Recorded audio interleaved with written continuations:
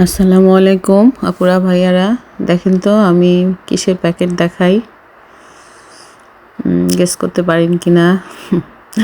যাই হোক, সেটা হচ্ছে কাঁচা কাঁঠাল। কাঁচা কাঁঠাল ছোট ছোট পিস করে কেটে হালকা সিদ্ধ করে ফ্রিজে রাখা হয়েছিল। তো যাই হোক, আজকে আমি কাঁচা কাঁঠাল দিয়ে গরুর মাংস রান্না করব। মাংস আগে থেকে আমার ফ্রিজে রান্না করা ছিল, ওই মাংসটা দিয়ে আমি কাঁঠালটাকে রান্না করব। দুটোই যেহেতু সিদ্ধ করা আছে, সময়ও বেশি লাগবে না, খুবই অল্প সময়ে রান্নাটা হয়ে যাবে। দেখুন আমি পেঁয়াজ মশলা দিয়ে মশলাটা কষাতে আছি।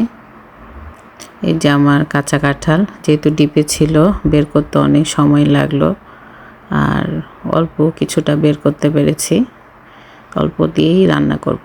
আর এই যে আমার গরুর মাংস রান্না করাই ছিল, কোরবানির মাংস। তো মশলা কষিয়ে আমি মাংসটা দিয়ে দিলাম। মাংসটা নেড়ে চেড়ে একটু পানি দিয়ে হালকা সিদ্ধ হতে দেব। তারপরে কাঁঠালটাও দিয়ে দিব। জাস্ট দুইটা আপাতত মিক্স করব।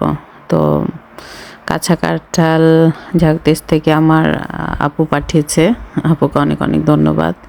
অনেক কষ্ট করে কেটেছে, বেছেছে, তারপর পরিষ্কার করে সিদ্ধ করে রেখেছিল, ডিপে পাঠিয়েছে, কারণ খেতে চেয়েছিলাম, খেতে অনেক ইচ্ছা করছিল।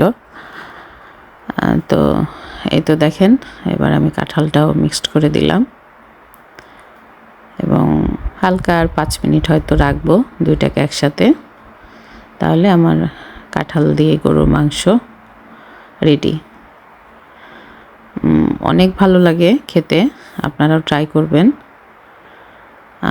কাঁচা কাঁঠাল চিংড়ি মাছ দিয়েও খাওয়া যায়, নর্মাল সবজি তো খাওয়াই যায়, আবার দেখা যায় যে গরু খাসির ভুঁড়ি দিয়েও ভালো লাগে খেতে।